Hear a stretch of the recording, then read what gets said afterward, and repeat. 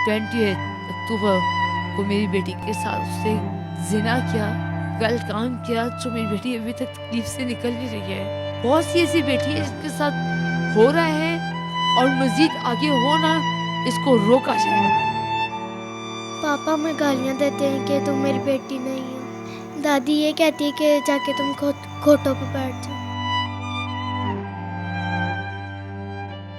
अस्सलाम वालेकुम नाजरीन, मेरा नाम जाहिद भट्टी है और आप देख रहे हैं दस्तक टीवी। नाजरीन, मैं इस वक्त एक ऐसी मासूम बच्ची के घर मौजूद हूँ जिसके साथ जुल्म की इंतहा की गई है। उस दरिंदा सिफ्त इंसान, बल्कि उसको इंसान कहना भी मुनासिब नहीं है, उस दरिंदा ने इस बच्ची के साथ ज़्यादती की। जानते हैं इस बहन की ज़ुबानी। बहन, ये वाक़या कैसे पेश आया और किस तरह ये जुल्म की इंतहा आपके साथ पेश आई, आप थोड़ा सा हमें बताने की कोशिश करेंगी?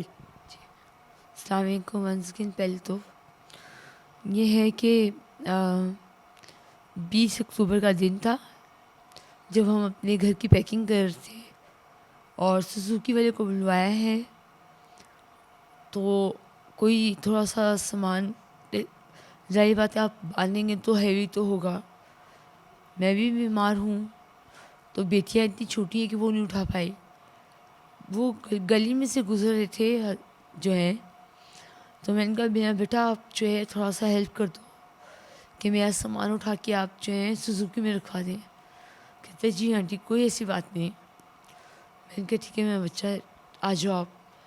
उसने जो सुजुकी वाले के साथ जो है सामान उठवा के रखा है। सॉरी, क्या नाम था उसका और आप क्या उसको जानती थी?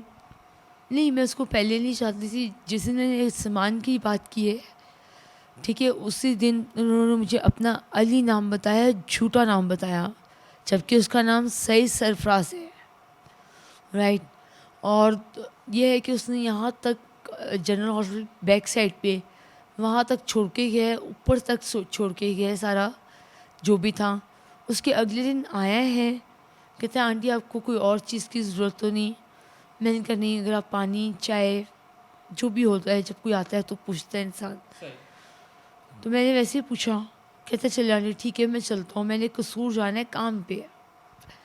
मैंने कहा इस ओके जाए।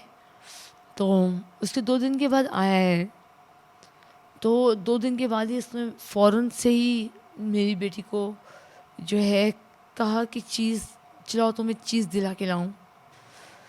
तो ये नहीं जा रही थी क्योंकि मैंने इनको सिखाया है जो मामा है वो बहुत अच्छी दोस्त होती हैं, मामा से ही बात करनी चाहिए। तो उसको चीज़ के बहाने तो ले गया, लेकिन मोटर बाइक पे लेके गया, मुझे तो आवाज़ भी नहीं आई। और ऐसी जगह पे लेके गया, बैक टू बैक लेता ही गया है। वहाँ तक तो करवा दिया हम लोग ने, एविडेंस करवा दिए कि यहाँ तक लाया है। आगे इतने ही वाकई बहुत गलियाँ थी जो बंद थी।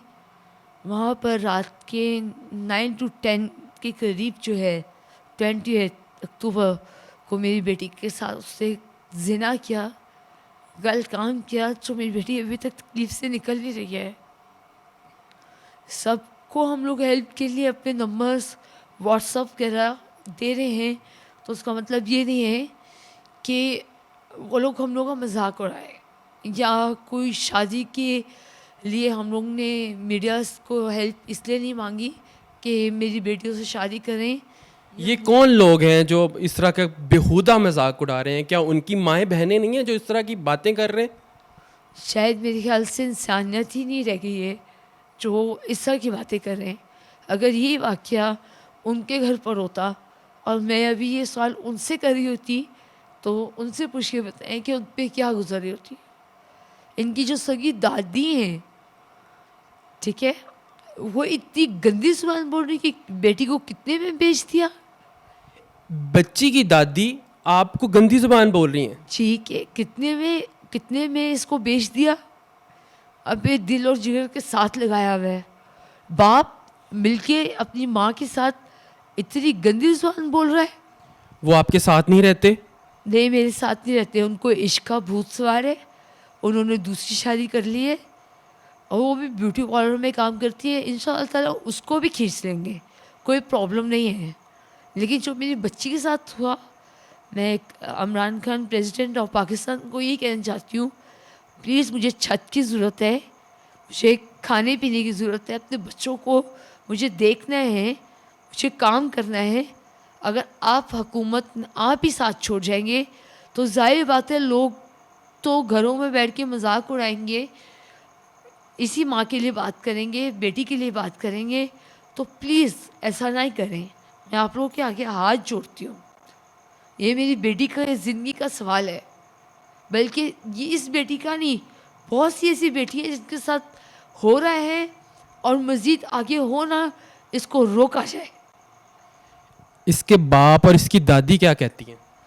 इसके बाप बहुत गंदी ज़ुबान बोल रहा है अपनी बड़ी बेटी को भी, और इसको भी बोल रहा है।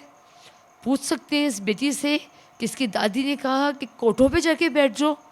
हम लाहौर के रहने वाले, हमें आज तक इन चीज़ों का नहीं पता, और आज मेरी छोटी बेटियों को बोल रहा है, अपनी खुद की बेटियों को बोल रहा है, अपनी पोतों की बोल रहा है, मेरी नन्हे गंद उछाल रही हैं।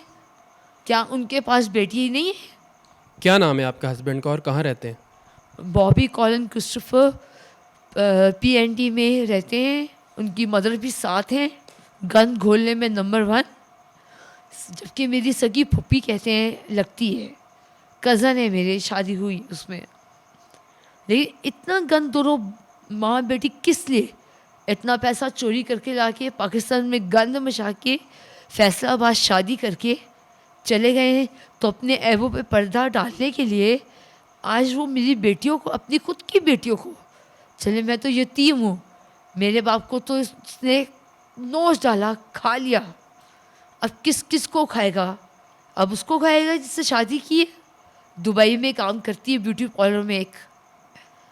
और मेरी बेटियों के सख्ती से ही मैं कह रही हूँ, सब कराची वालों के लिए भी ये मैसेज है, प्लीज़ अगर आप ऐसा कोई हादसा देखते हैं ना, तो ऐसे आदमियों के सामने अपनी बेटियों को लेके आएँ। स्कूल जाती हैं तो प्लीज़ अपने स्कूल वैन वालों को बोलते कि हमारी बेटियां घर में सेफ़ आनी चाहिए, या हम अपने बाप उनके साथ ड्यूटी लगा देते हैं कि माएँ लेके आएँ अपनी बेटियों को स्कूल से, या बाप लेके आएँ। अभी वसा खाने का कोई वक्त नहीं रह गया। ये माहौल पाकिस्तान का बहुत गंदा होता जा रहा है। इसको रोकथाम करने में हमें पूरे माशरे, इस पूरे पाकिस्तान लाहौर की ज़रूरत है। अगर आज हम लोग इसको नहीं रोकेंगे तो ये चीज़ एक दफ़ा हुई है, बार बार होगी, और ये बार बार बातें दोहराई जाएंगी। आपने FIR दर्ज करवाई है? FIR बिल्कुल दर्ज है। वो सरफराज जो अपना अली नाम बताता था, उसका नाम जो है सरफराज है, वो कोट लखपत की जेल में बंद है। और पुलिस ने कार्रवाई की है और पकड़ लिया है? जी, पुलिस ने कार्रवाई लाते हुए पकड़ लिया है, लेकिन जो मेरी बेटी की हालत अभी भी है वो ठीक नहीं है। मुझे आप लोग की हेल्प की ज़रूरत है, आप लोग की मदद की ज़रूरत है, और प्लीज़ आप लोग अगर हेल्प करते हैं तो सिर्फ हेल्प की बात करें। पुलिस आपके साथ दे रही है या आपसे वो कुछ मुकमुका कहने का कह रही है? जी, उनके किसी रॉन्ग नंबर्स आ रहे हैं जिससे ब्लैकमेल किया जा रहा है, या तो हम लोग आपको मार देंगे या कुछ है, या 6 लाख ले लो, 7 लाख ले लो। ऐसा मैं अगर बोलूं कि आप अपनी बहन को भेज दीजिए, मैं आपको ऊपर डबल पैसा देती हूँ मिनिस्ट्री से लेके, तो आप पे क्या गुजरेगी जो आप इतनी आसानी से बोल रहे हैं? इनको तो मैंने इतनी नन्ही चालों से पाला है कि आज तक कभी किसी की हिम्मत नहीं हुई, लेकिन अभी भी मैं हिम्मत करके आप लोगों को बोल रही हूँ कि इस तरह क्यों, आखिर मेरी इस नन्ही परी से क्यों इतनी जलन कि ये खूबसूरत निकल आई है? क्यों मेरी नंद जो शामिल है गंद घोल रही है, मेरा जो मामू का बेटा जिससे शादी की है गंद घोल रहा है, नशे करते हो तुम लोग, हर चीज़ करते हो। क्या तुम लोग को एहसास नहीं है कि पूछ सकोगे तुम लोगों के लिए पास कपड़ा पहनने के लिए गर्म कपड़े या कुछ है, हम तुम लोगों को हेल्प करें? गंद उछालते हो तुम लोग। किस तरह तुम अमेरिका में बैठ के तमाशे देख रहे हो? अगर आपके पास 2 बेटे हैं तो आप क्या उसकी फूफी लगती नहीं हो? फूफी हो आप उसकी, कैसे इनकार कर सकते हो? एविडेंस चाहिए, आए ना हस्बैंड को बोले एविडेंस चाहिए, तो मेरी बेटियों मैं डीएनए टेस्ट करवाने के लिए तैयार हूँ, आए हिम्मत करे सामना करे। ये गजाला और ये ऐसे ये इनका ना मुझे धमकियाँ देने की ज़रूरत नहीं है। नाजरीन, ये तो थे एक माँ के जज्बात, जिसकी बच्ची की ज़िंदगी शुरू होने से पहले ही उजाड़ दी गई, एक मासूम कली जो खिलने से पहले ही मसल दी गई। आखिर कब तक इस पाकिस्तान में ऐसा जुल्म होता रहेगा, कब तक पाकिस्तान में गरीब को इंसाफ नहीं मिलेगा? जानने की कोशिश करते हैं बच्ची से कि उसकी दादी, इनके साथ इतना जुल्म हुआ, उसकी दादी और उसके बाप क्या कहते हैं। अस्सलाम वालेकुम बेटा। अस्सलाम बेटा, आपकी दादी आपको क्या कहती हैं? वालेकुम। दादी ये कहती है कि जाके तुम खोटों पे बैठ जाओ। क्यों बेटा, आपके साथ ज्यादती हुई है, आपसे ऐसी बात क्यों करती हैं वो? पता नहीं। आपके बाबा क्या कहते हैं? पापा हमें गालियाँ देते हैं कि तुम मेरी बेटी नहीं हो। नाजरीन, रूह कांप जाती है ऐसे लोगों की बातें सुनकर। बेटा, आप प्राइम मिनिस्टर इमरान खान साहब से क्या कहना चाहोगे? उनसे इंसाफ की अपील करो कि हम बच्चियों का, हम गरीबों का, हम कहाँ जिए, हम कहाँ कैसे ज़िंदगी गुजारें। अब क्या कहना चाहोगे बेटा? नाजरीन, मासूम बच्ची है, नहीं बोल सकती। आखिर कब तक इस मुआशरे में बच्चों की इज्जतें लूटती रहेंगी? कब तक? नाजरीन, इस प्रोग्राम के लिए, आज तक के लिए हमें इजाज़त दीजिए और इस बच्ची को इंसाफ दिलाने में हमारी ज़रूर मदद कीजिए। ये हुकूमत कुछ नहीं करने वाली, हम खुद को कुछ ना कुछ करना पड़ेगा। हम खुद को अपने बच्चों का ख्याल रखना पड़ेगा, बच्चों पे नज़र रखनी पड़ेगी।